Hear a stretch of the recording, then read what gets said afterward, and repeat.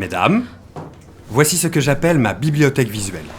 Des bouts de tissu que je chine chez des antiquaires ou que je rapporte de voyage. Et aussi plusieurs vêtements selon la nouvelle mode. Tous ces tissus, tous ces motifs, monsieur Matisse, comment choisir ? Nous avons tout notre temps. Aujourd'hui, nous ne faisons que des essayages. Je veux vous voir évoluer toutes les deux avec différentes tenues. Vous semblez aimer les couleurs, monsieur Matisse. Ma chère Laurette, composer une belle harmonie de couleurs sur une toile, c'est comme esquisser une ligne mélodique en musique. Allez, au travail. Dans ce tableau intitulé « Les Trois Sœurs », Henri Matisse représente 3 jeunes femmes, de façon assez réaliste, tout en simplifiant le dessin des traits des visages et en choisissant de les placer devant un fond monochrome. La disposition du fauteuil, légèrement tourné de côté, crée une impression de perspective, les 3 femmes semblant être sur des plans différents. L'attention de Matisse pour les couleurs se traduit par le choix des vêtements. Le peintre se permet des associations inhabituelles de mauve et de vert, relevées par du noir, afin de composer une harmonie.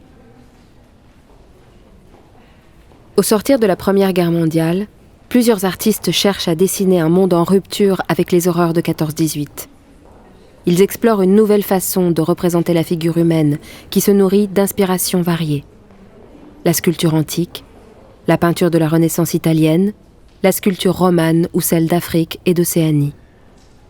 C'est ce qu'on a appelé le retour à la figure. Le modèle, c'est le foyer de mon énergie. Pour ce triple portrait, Matisse a fait poser une jeune femme italienne qu'il prénomme Laurette, premier modèle professionnel avec lequel il travaille entre la fin 1916 et 1917. Anna, sœur du modèle, aurait aussi posé pour ce portrait. Pourtant, le peintre brouille les ressemblances. Alors qu'il a réalisé plusieurs versions des 3 sœurs, il semble que Laurette lui ait parfois servi pour plusieurs personnages sur une même toile. Je dépends absolument de mon modèle que j'observe en liberté. Et c'est ensuite que je me décide pour lui fixer la pose qui correspond le plus à son naturel. L'installation de Matisse à Nice, dès 1917, marque pour l'artiste un tournant stylistique, avec la recherche d'un nouveau naturalisme. Plusieurs sources d'inspiration sont évoquées pour les 3 sœurs.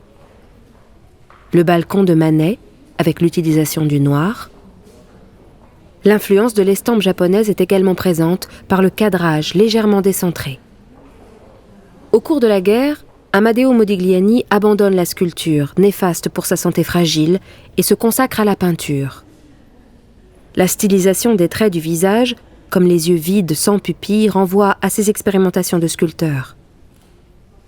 Les volumes et le visage masque de ce portrait rappellent l'intérêt de l'artiste pour la sculpture africaine et océanienne, de plus en plus répandue dans le milieu des artistes et des collectionneurs au début du XXe siècle. André Derain développe également un nouveau style après-guerre, en s'éloignant des expérimentations fauves initiées en 1905. En 1924, il peint Harlequin et Pierrot, des personnages bien connus du théâtre italien. Malgré le thème de la danse et de la musique, il se dégage une impression de mélancolie, à la mesure du paysage en arrière-plan. Derain s'inspire ici des grands maîtres anciens, tant par le thème que par le traitement des sujets, et cherche à renouer avec la peinture classique. Pablo Picasso explore plusieurs sources d'inspiration durant l'entre-deux-guerres. Son grand nu à la draperie rappelle l'art antique. Proportion massive de la sculpture monumentale, tissu endrapé des modèles antiques. Picasso se nourrit également de l'art de ses contemporains. Dans cette œuvre, on pense aux nus féminins peints par Ingres et Renoir.